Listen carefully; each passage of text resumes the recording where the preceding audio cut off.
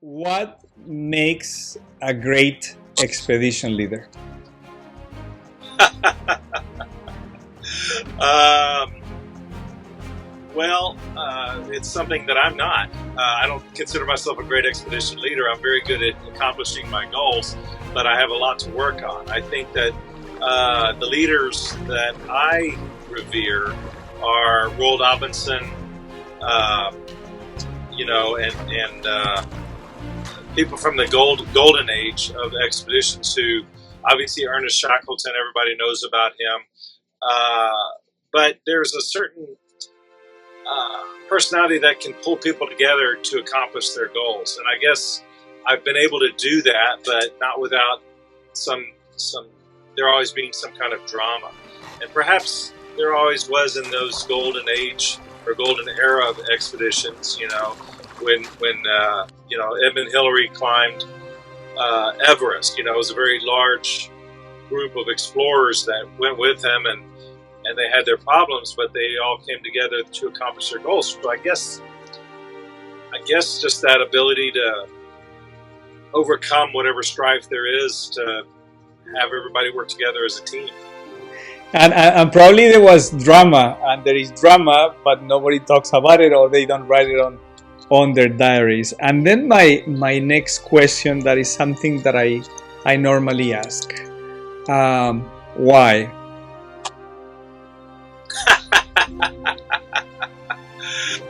Oh, that's probably the most simplest and hardest question and answer there is.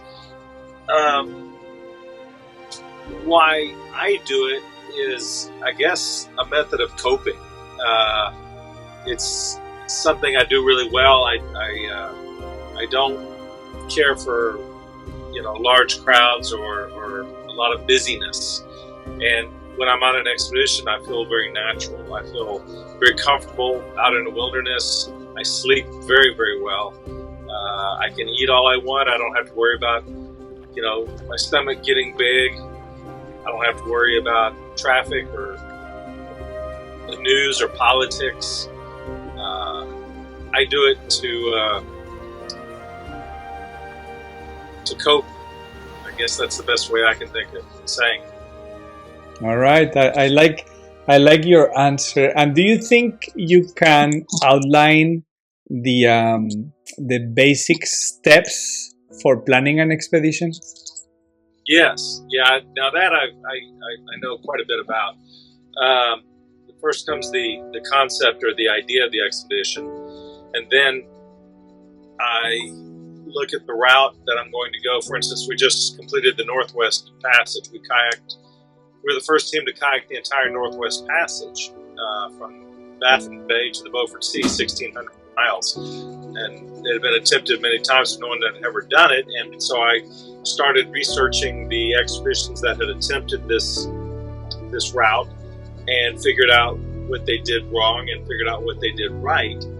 And then I came up with a plan of what I would do differently in order to succeed. And that's just the initial phase. And then once I have that plan in mind, how we're going to succeed in this goal, then I start pulling together the equipment and the people to do it with. That's about as simple as I can put it. I've never been successful at getting sponsorship money or grant money for my expeditions, except for the National Geographic grant that I got in 2012 for the Amazon. And so I don't waste a lot of time, hunting for money. I just try to figure out how to work extra jobs, pay for it myself. Very interesting. Actually, I had some questions connected to fundraising and all those things. But before we go into those matter, what are some top tips for surviving extreme weather? Well, try not to panic. We had some extreme weather in the Arctic, sub-freezing temperatures for weeks on end, and we were wet and our fingers were numb. And I think the best advice I could give is don't push beyond your limits. It's not the place to take chances. get warm, stay warm. If we're at one of the last days of our expedition when winter was setting in the Arctic, we couldn't find a decent camp spot, and we kept thinking, okay, if we just paddle kayak a few more miles, we might find a better place to camp, or something that's safer from the ocean, or higher elevation, or further away from polar bears, or something like that. But I knew that night was going to fall on us very soon, and once it was night, the temperatures would plummet even further. So at that point, I knew the safest thing for us to do to get warm was to stop exactly right where we are, even though it wasn't the best place to camp. And so the message for survival in such conditions is don't look for something that's perfect. Just look for something that's good enough for you to survive, like a camp shot. Don't push your body to an extremes, because that's, I think, when we would have failed. And what essential gear should every expedition have? And feel free to mention any particular products or brands. I just want the future audience to understand what are some of the tools and gear that you particularly use or you enjoy on these or other expeditions. Well, one thing that one philosophy I have is I get the best possible gear. I don't skimp. I think a lot of people who have a very tight budget will cut corners in some areas and get a cheap tent or cheap sleeping bag or knife or something like that. But it's not the place to take unreliable gear. That doesn't mean that you take the most expensive gear, but you definitely do your research and take the best gear. We had North Face tent that we took last year that was obsolete. We could have perhaps purchased a more expensive tent than the one we had, but the tent we took was perfect, and it worked ideal. It fit all four of us. We didn't have to spend $2,000 or $3,000 more, because the tent quality we had. The same thing with the sleeping bags. We had North Face sleeping bags, and they were perfect. Sub-zero sleeping bags, sub-freezing sleeping bags. We could have spent a lot more, but we didn't have to, because the quality in these things were just top notch. Take a knife that won't break, because while you use a knife for cutting, you also use it for several other things, maybe a screwdriver or shaving or poking holes in something. So don't go with the cheap knife. The other thing, I'm mainly a kayak explorer. I explored the Amazon and the Volga and the river, and then the Northwest Passage kayak. Once again, I used Epic kayaks for the Amazon as well as the Volga rivers, and then we didn't have that option up in the Northwest Passage because we were taking tandem kayaks. We needed something with more volume than the Epic, so we had the Seward Passats. Once again, they're the highest quality kayaks we could find with the largest volume, very stable things, and the cold weather gear. If you're going to the Arctic, don't skimp. I mean, we layered a lot. We didn't just have large parkas, because the parka, we had to be able to regulate our heat. And if you layer we learned from the Inuit, if you layer the garments, then you can take on and take off the gear as you need it. Very, very interesting. And let me ask you, so doing such amazing and interesting expeditions, you didn't find any brand support sponsors at all?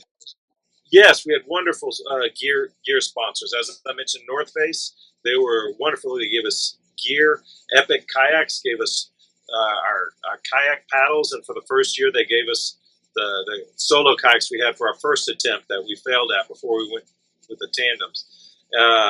So Epic Kayaks were great. North Face was wonderful. Gear, and that was about it for our gear sponsors. We did get some dry suits from NRS, which were also wonderful. They gave us a cut rate on the dry suits. Mm-hmm. So those, there's not a perfect dry suit. Any dry suit you get for kayaking is going to allow moisture to come inside your body because it has to breathe. And so after a while, it just won't keep the moisture out. But the NRS uh, did prove to be, even though we got wet after a few months inside, they kept us warm. In Wes, something that I ask most of my guests: what is your dream? to do an expedition, a long expedition every year, go out for several months of the year into the wilderness. That would be my dream. I haven't been able to accomplish it yet. Have to earn money, and work for a living and try to pay for the expeditions. I'm in very heavy debt right now from our last expedition, so I've got to pay off my credit cards. It would be my dream to go out for 4 months a year on an expedition every year. And how do you prepare mentally and physically for a particular adventure?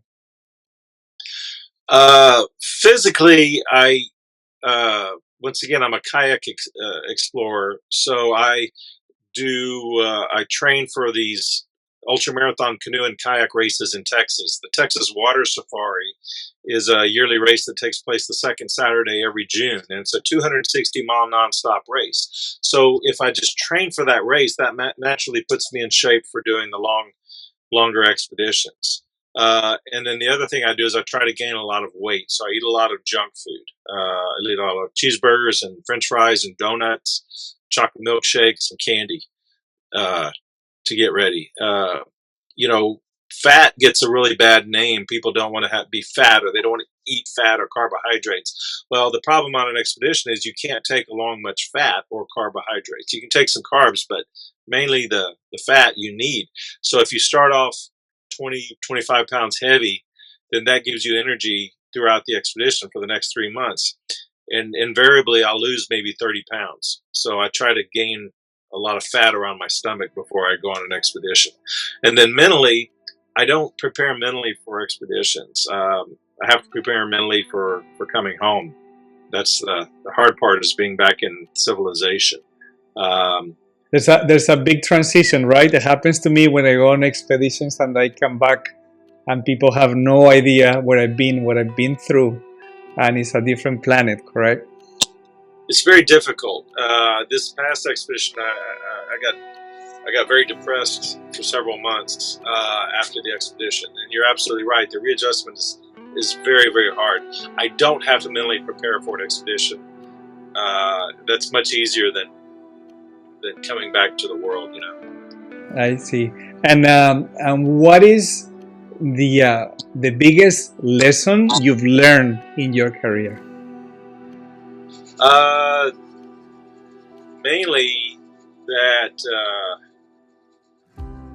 Mainly about myself. I have to work on my people skills. Whenever I encounter a difficult person, it's been that's very hard to get along with. That's very difficult when we're out in the middle of the wilderness. I have to work on how to get along with them so we can accomplish the goals, and how to talk to them and not get angry with them when they're being difficult. Those are skills that I'm still working on developing.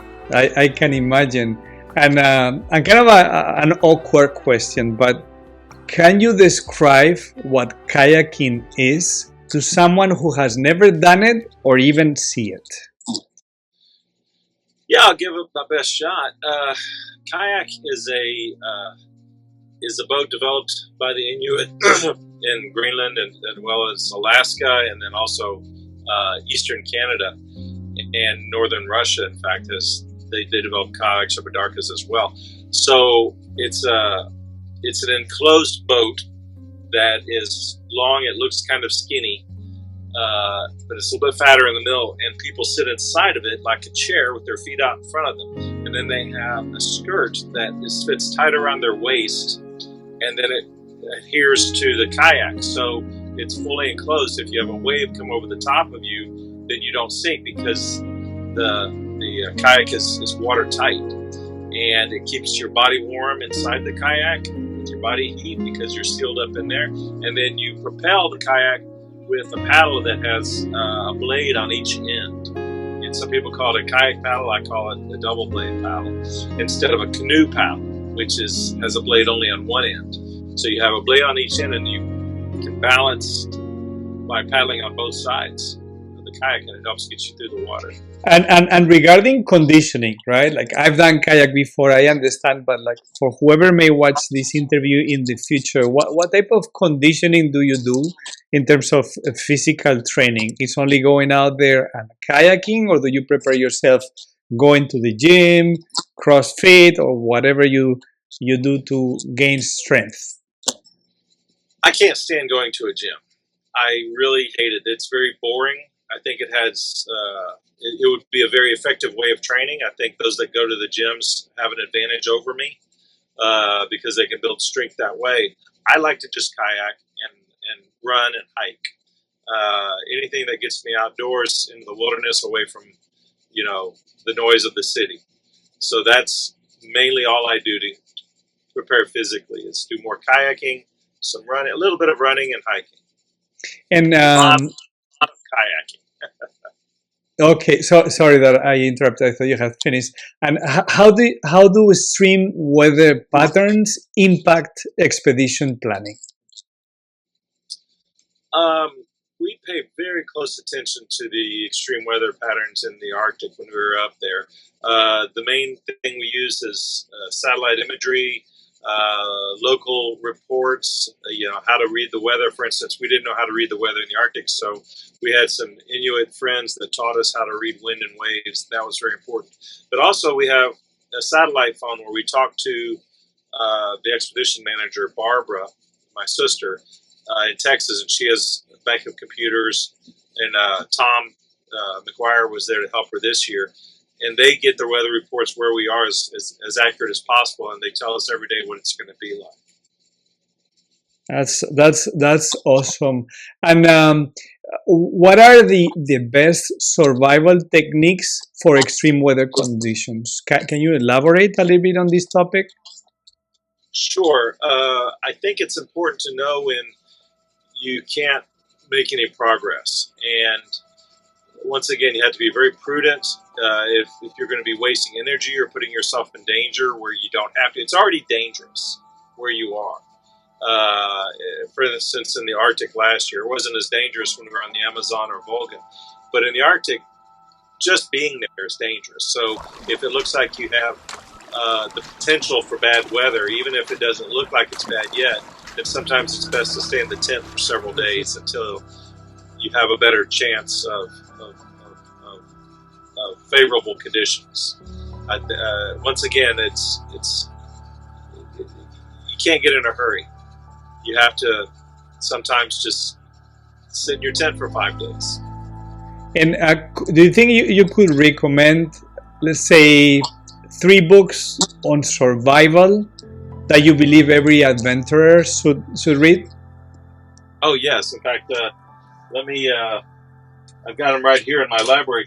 I think that David Roberts, rest in peace, he died this past year of cancer, is one of the best authors on this, and Alone on the Ice is probably one of the best books ever written.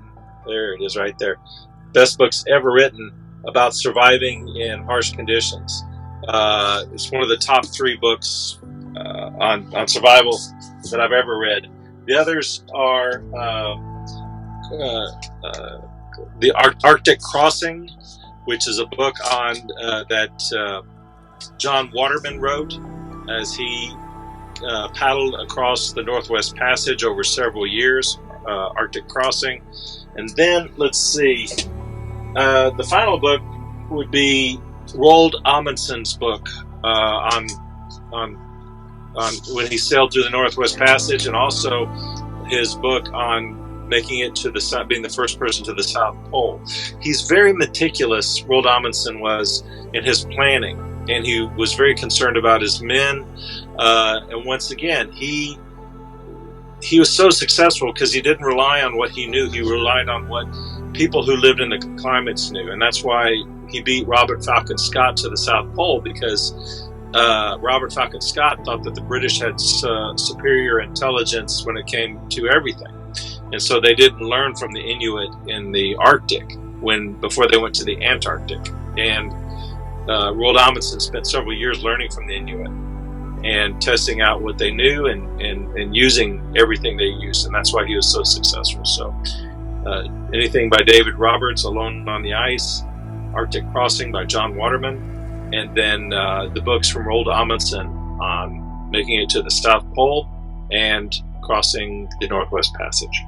So you would say that when it comes to successfully planning an expedition, having the local knowledge and input is really something crucial for the success of that expedition? That's a very good way to put it. We relied heavily upon our Inuit friends to teach us. In fact, we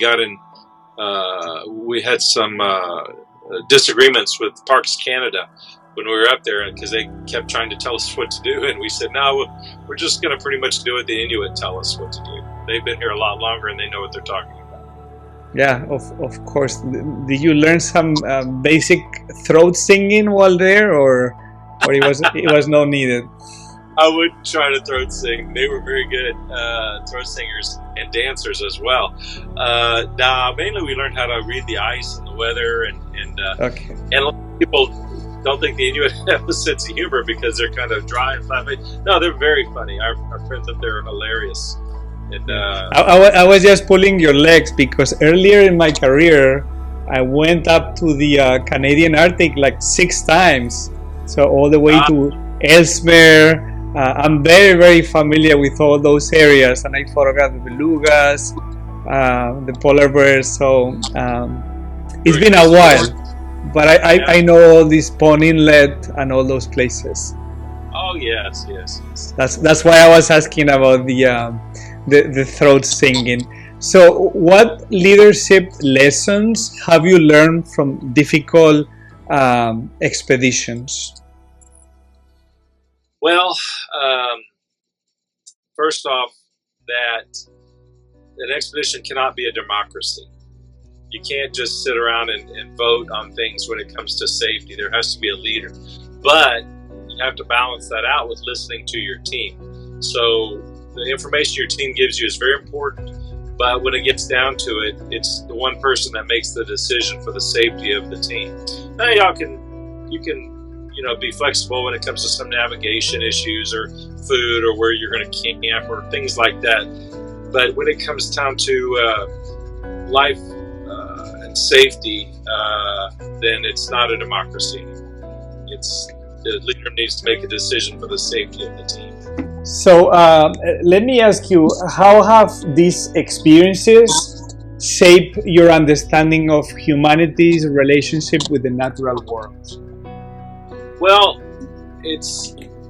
I think that we've lost a lot of touch. I think that people, especially in modernized cultures like the United States, North America, and Europe, don't understand the natural world anymore, and that's why they make the decisions, why they use so much plastic, or they drive so much, or don't take care of the environment, because they lost touch. And when you go to places like the Arctic or the Amazon, and there are people that have to interact with the environment and nature and weather directly every day, then you realize that that's the way we should live, and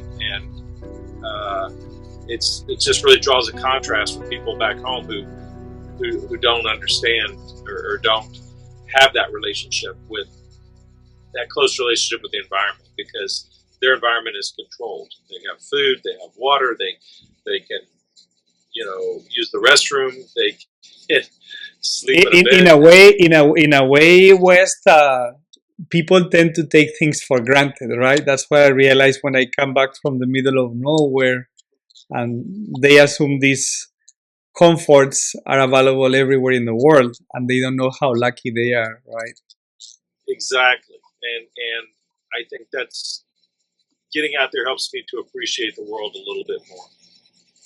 And what common mistakes should expedition planners avoid at all costs?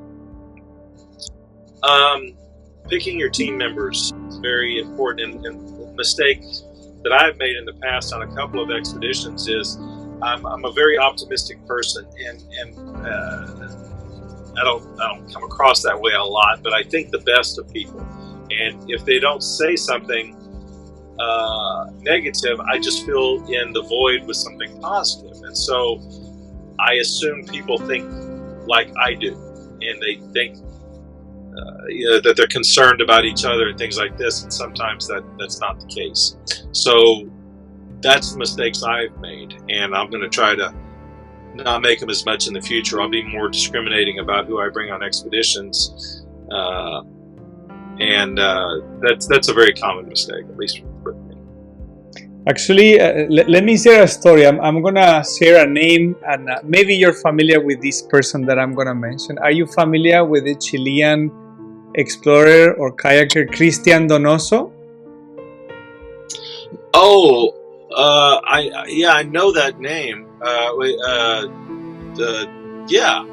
know who it is. We've never met, but I know who he is. Yes, I think he's also a member of the Explorers Club. Right. And the reason I'm bringing him up is that years ago, when I was beginning my career, I was sailing on a ship called the Antarctic Dream, and we went to Antarctica. And he came on that ship, and he was beginning an expedition with somebody else to cross Antarctica to the other side and then kayak around. It was like a crazy thing that he did later. But during that trip, we dropped them there, and 4 days later, we had to return and pick them up because his companion changed his mind. He said he was not ready for the adventure. So you can imagine all the cost, all the logistics, and all the fights I'm sure they had afterwards when the whole thing was interrupted. So we dropped them, and we actually picked them up before they enter the whole adventure. So that's why what you mentioned regarding having like good partners or teammates, I think is key. And how do you deal with fear, if there's such thing, during your expeditions? I've never been afraid. So, and my buddy Jeff, he's never been afraid either. You just don't really have a whole lot of time for fear. But we had some teammates that were afraid of running out of food this past year, and it was hard for me to conceive how they thought that was so important, because we were close to the finish of the expedition, and we could have made it without food, I think, but just for the last short distance we had to go. But they were very afraid of it, and we tried to just tell them it's okay. We've got enough food.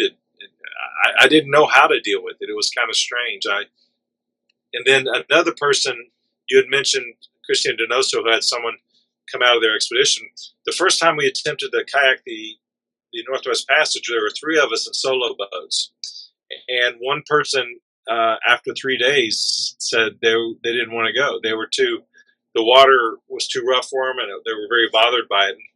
And that was a surprise, because this is a very good kayaker, very good paddler, very top notch, but they just didn't like the conditions. And so we had to have a boat sent out to pick them up.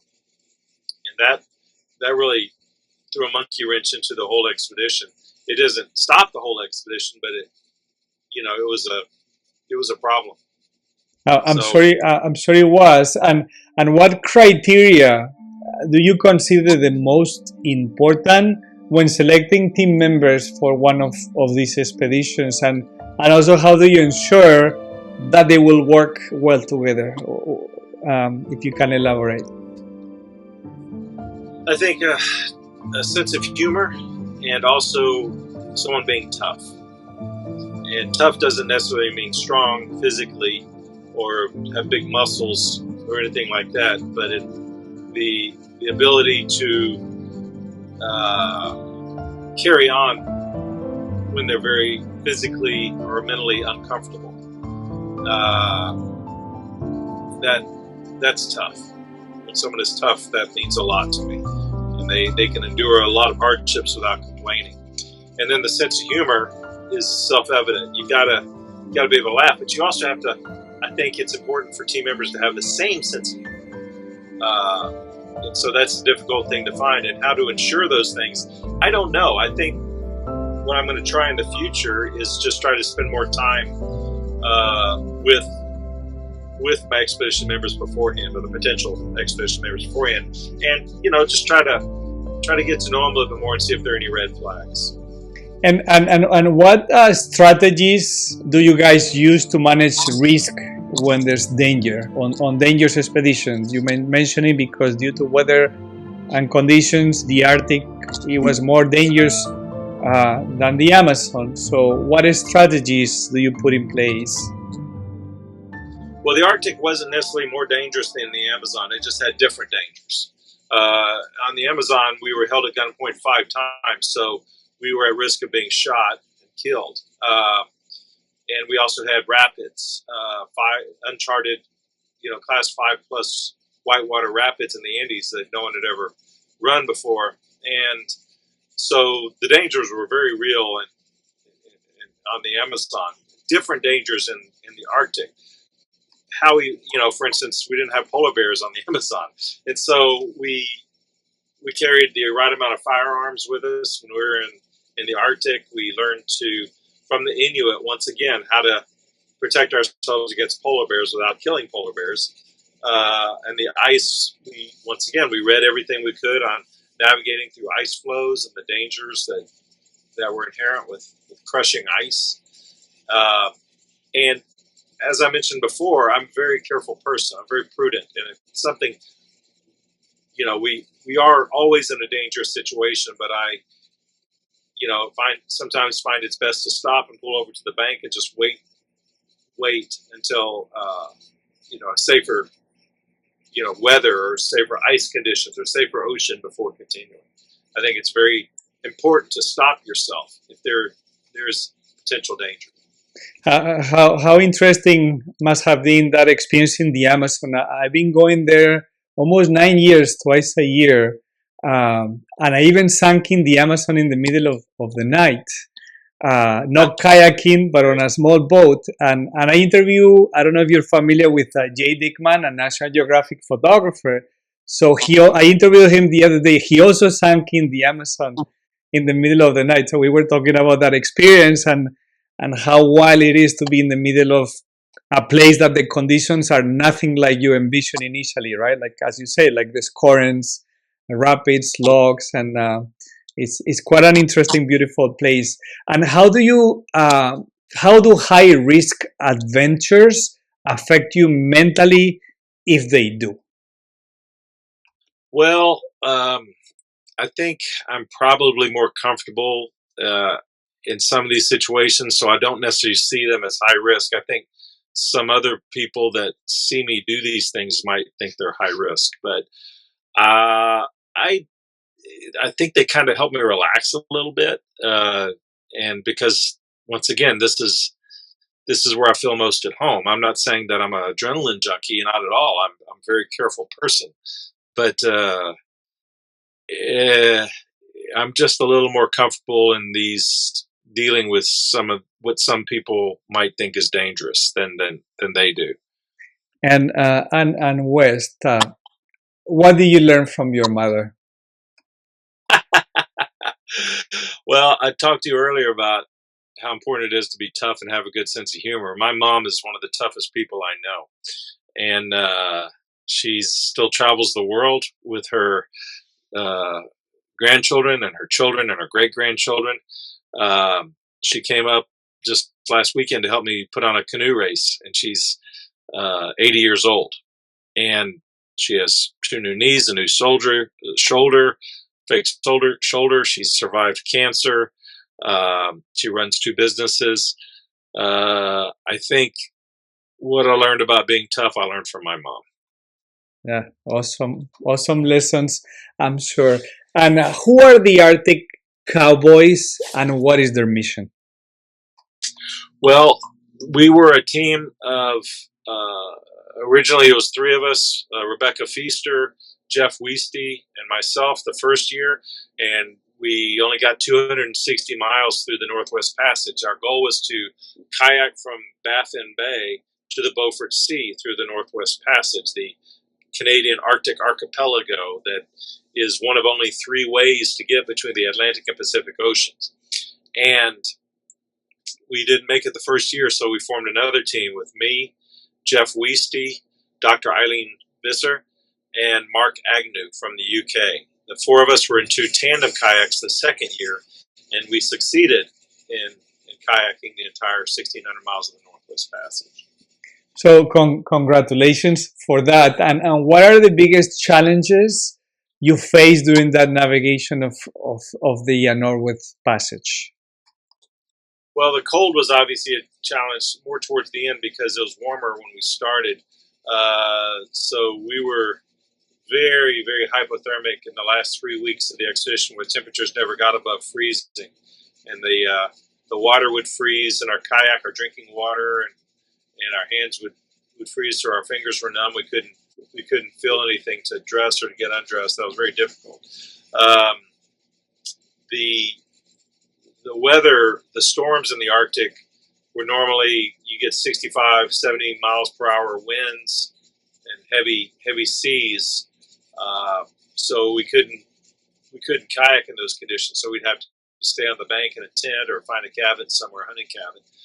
The other challenges were just interpersonal. The team didn't get along in several areas, specifically regarding food and how much food we had to take, and then some navigation, but and also the team speed. One tandem kayak was faster than the other, and so there were some times that we had some personality differences. That was a big challenge. But even with those challenges, all four people still had the same goal, so we were successful. And before you, I interview Dr. Deep, Joseph Joe, that you just told me that you're familiar with him and your friends. And I asked him the same question. Can you explain me what the Explorers Club is and what is the significance to adventurers like yourself and now myself? Well, the Explorers Club is, in reality, it's one thing, and then idealistically, it's another. Ideally, it's a group of like-minded individuals who explore areas that are either very well known or very, very unknown all over the world and outside of the world. In fact, we have many astronauts who are members of the Explorers Club, but we go do things that people don't do. We have many scientists who are working on wildlife and flora and geology, oceanographers. So the science is a main component, but the thing that we all share, and I'm not a scientist, nor do I do scientific studies as part of my expeditions, but what I do are more extending the abilities of what humans can do, where I found new routes, geographic or navigation routes that have never been done before. So I think just pushing the human limits, like climbing Everest. I mean, there was no real science in climbing Everest when Sir Edmund Hillary did so, but it just pushed our abilities to show what humans can do.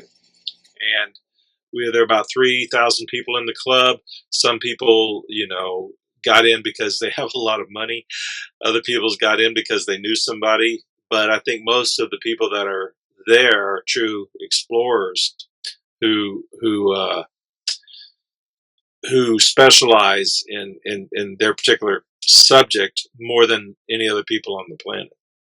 And I want to go back to the topic that we initially covered, which is funding, right? Can you talk, if you want and can, some effective ways to secure sponsors for extreme expeditions? You said you were not successful in terms of funding, but you got sponsorships for gear. How do you navigate approaching those brands, for example? I'm hoping that your feedback will inspire and be useful for future explorers down the road. Well, for gear is pretty easy to get. I think you can just call up a a gear company, and if you've got a resume that shows that you can do what you say you're going to do, then they'll give you gear. Gear is fairly easy to get, and if not gear, then they'll give you a cut rate on the price of their gear. But they'll expect some advertising in return, so it's kind of a give and take. The the getting money, I don't know anything about. Honestly, I know there are grants out there. I think it's you may have an inroad if you've got a backstory, if you're a cancer survivor, if you're part of a traditionally marginalized demographic, then there are some grants that are specifically for that traditionally marginalized or historically marginalized demographic. I'm not part of a historically marginalized demographic, so I haven't had much luck in that area. And then if and then when it comes, for example, you already have your budget, right? Whether it's from a sponsor or, as you say, working very hard, you save my money or you pay it back. Can you share some tips for budgeting on long expeditions? How do you budget for such quests? Well, once again, as I mentioned earlier, you don't want to skimp on your gear, your food, or things like that. You need to spend the money. So, what I have done in the past is if I start planning something, 3 years ahead of time, I start buying the gear a little bit at a time. For instance, if I'm needing dehydrated food, which is very expensive, it's $11 to $15 per meal. Every month when I get a paycheck, I go buy 4 or 5 meals, and because I may need 100 or 200 of these meals, well, if I buy a little bit every month, then it's easier to afford instead of spending thousands of dollars off the bat. Same thing with a paddle or a kayak. I buy just a little piece of gear at a time, and when I have my list, and by the time I leave, I have all the gear that I need. You still have your major expenses like travel. That'll cost more than any gear. Getting to the Arctic is very expensive. So that unfortunately, you have to just figure out how to pay, a credit card or work a job and pay cash for it. And West, how do you handle conflict within a team during one of these long and stressful expeditions? Can you give us some, without mentioning any names, situations that happen, and how do you solve them or address them? Well, once again, this is what I'm not as good at as I'd like to be. I think it's very important to listen to the person and let them speak as long as they want, and then finally you repeat back to them what they said, just so they understand. But also, if it's something that you're not willing to negotiate on, just let them know that this is a non-negotiable thing, especially if it has to do with safety. And then the other thing is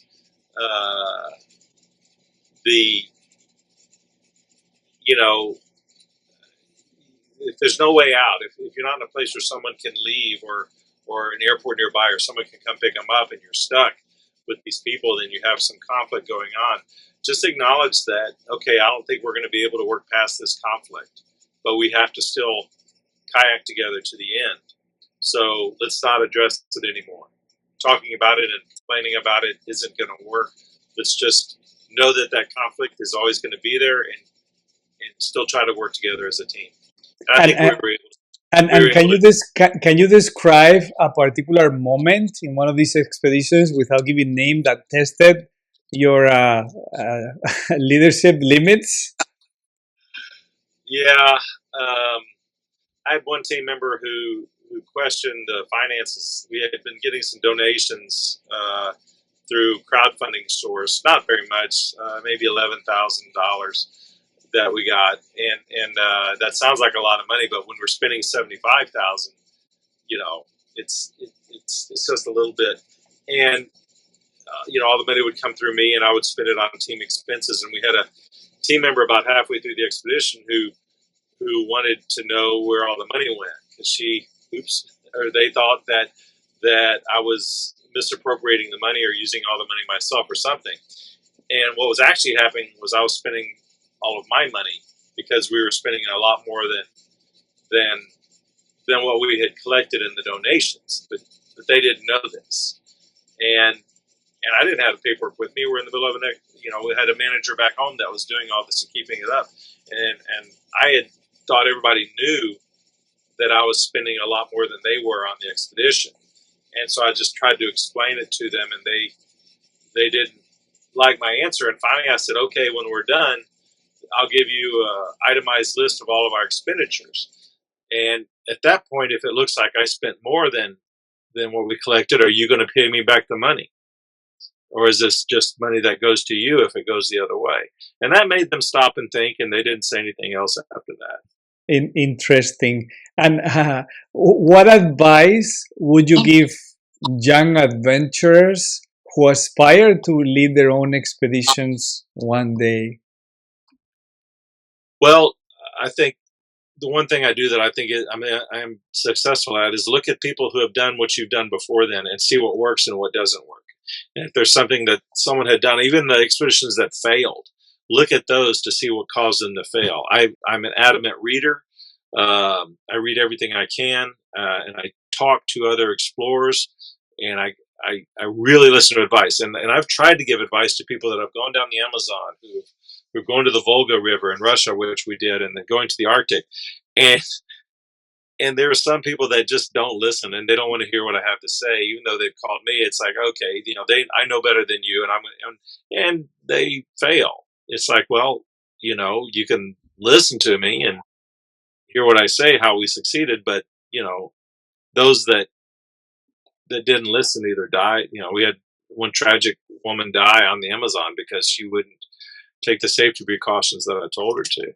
And then in the Amazon, in the Arctic, there are people that that didn't make it this year that I made suggestions to them and they didn't take them. So Interesting. listen West. Yeah, no. Sorry that I interrupt, but can you share something about yourself that not many people know? That it won't make my YouTube channel go down, please. I understand. I like good coffee. Every morning I'm going to drink at least 2 cups of coffee. I'm going to sit. I'm going to relax. This is my one time of day to relax, because in the evening it's too busy with maps and journals and things. So in the morning I like to take my time and just sit and have coffee and think. I like good jazz music, good music all around, actually, and I like good soap. I like good quality soap. Well, I'm glad to discover that. And considering the environmental impact of human activities, how do you reconcile the desire to explore these remote areas with the need to preserve these pristine environments? Well, part of the reasons I'm going to these areas that are, endangered because of the human impact, I like to see them before they're potentially destroyed. I was so brokenhearted on the Amazon River to see all the trash on the bank, the household trash, as well as the Volga River in Russia. It's just household garbage thrown into the river. It's just horrible. We didn't see that as much in the Arctic, though we did see some. So it was really nice to be up there. Where I go, I don't think there's going to be a lot of people going. I'm not worried about the Arctic becoming a big tourist area, though it will be probably the fastest growing shipping lane in the world very soon. So I don't know anything I can do about it except for point out to people that this is going to be the fastest growing shipping lane in the world, and we really need to protect it as much as we can. And looking forward, what are some unfulfilled goals or dream expeditions you hope to undertake? Oh, I've got a very long list.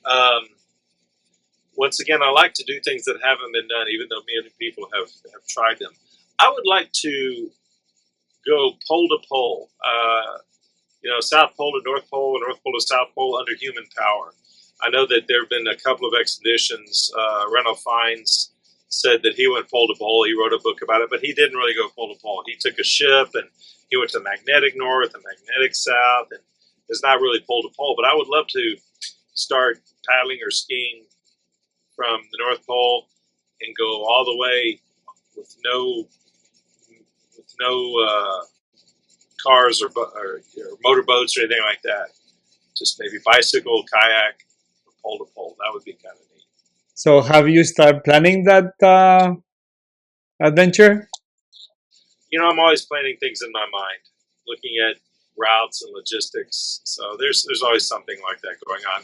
I may go back up to the Arctic in 2 years and do another route through the Northwest Passage. Now that we've gotten very good at kayaking up there, I might lead another team on a different route through the Northwest Passage. So that one's a little more realistic. And what has been your most rewarding experience as an explorer? As an explorer, it's just being out there. And honestly, I like the fact that we were the first team to paddle the entire Amazon River from source to sea, from its most distant source, and the same thing with the Volga River, the first to kayak the entire Volga River from source to sea.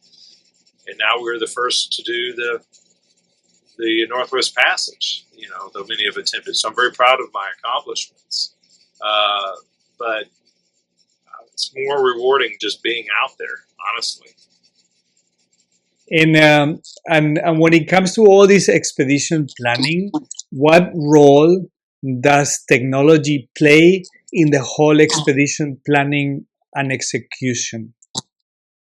Well, as you well know, technology is growing exponentially, and mainly the navigation technology. The GPS units are getting smaller. Our communication units are getting smaller. Just since I started exploring back in 2012, we had a spot tracker for our navigation, or our geo tracking, so people could see where we are. And then we had a sat phone, and then we had a GPS. Well, now all of those things are in one unit, and they're getting smaller and more energy efficient. So the navigation has gotten more accurate, and we can carry these things in our kayaks. Now our next bump in technology will be the Starlink communication devices. I know some guys took those in the Arctic last year and this year as well, and those really take communication to a higher level where you can talk almost daily without any interference with your ground crew. So it's pretty amazing. And how do you approach securing insurance for your expeditions? What type of coverage do you consider essential, if there's such thing, and can you elaborate a little bit? Exclusively, I use Global Rescue. The company out of the United States that's affiliated with the Explorers Club. I think it's important to have a policy that'll be reimburse any rescue that you may need, and also help coordinate a rescue. We've never had to use it, but there's a lot of public judgment whenever someone gets rescued. They say, oh, well, this costs so much money for this person to go out and play and put themselves in danger when they didn't need to, and it costs $1 million for the Coast Guard to go get them. Well, if you have an insurance policy that reimburses the Coast Guard taxpayers, so that takes a lot of pressure off when you're having some public scrutiny for a rescue. And almost coming to an end, I'm enjoying a lot. I try to keep the interviews around like an hour or so. A couple of additional questions. What are the most significant life lessons you've learned through your adventures, and how have they influenced your approach in everyday life? Well, I wish I'd learned a lot of these things when I was younger. I wasted a lot of time in college trying to study and concentrate in ways that I'm not able to. Where on the expeditions, I learned that I've got a very low tolerance for stimuli. I don't like a lot of different noises and things going on. So I do very well when I'm alone and not around a lot of people. I wish I had learned that a lot earlier. But I think the expeditions taught me that I only have a certain way of thinking, and that I can't fight that, so I have to work with it. I have a very short-term attention span, and so instead of trying to, maybe in college when I was trying to sit down for 6 hours and study, I would have realized I can't do that. I can study for 10 minutes maybe, and I'll come back to it. So the expeditions helped me learn that. And can you name three people that influence your life? Well, my mother, we talked about her earlier. She's influenced my life a great deal, and it's not like we get along. It's, she's baking apple pies every weekend or anything like that, because she's tough. But she's, she didn't teach me how to be tough, but she was tough, and I learned from her example. Dealt with a lot of adversity, and sometimes you just got to put your head down and keep going. My daughter has been a great influence on me. She's going to be 26 years old in a couple weeks, and she's working on her doctorate in molecular engineering, and I'm very, very proud of her. I think she has succeeded in spite of me just fumbling through being a parent. But she's having her as my daughter has taught me a lot about how to appreciate people and let them be who they're going to be. And she's a pretty amazing person. And then I mentioned to you some of my mentors in the exploration world, specifically Roald Amundsen. Reading him is very influential, mainly because I think he had the same deficits that I have, personality problems, and he was able to deal with them and become a successful explorer. And my last question, West, I have really enjoyed, and I see these interviews, I see reflections with an accent as a time capsule, and I always say, never stop dreaming. How would you express this concept in your own words? Well, never stop dreaming comes naturally for me. I dream all day long.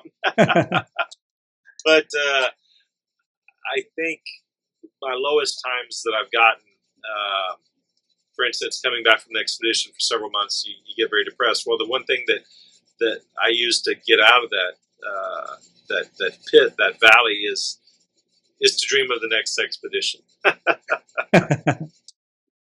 So basically, never stop dreaming, and if you go down, stand up and dream again.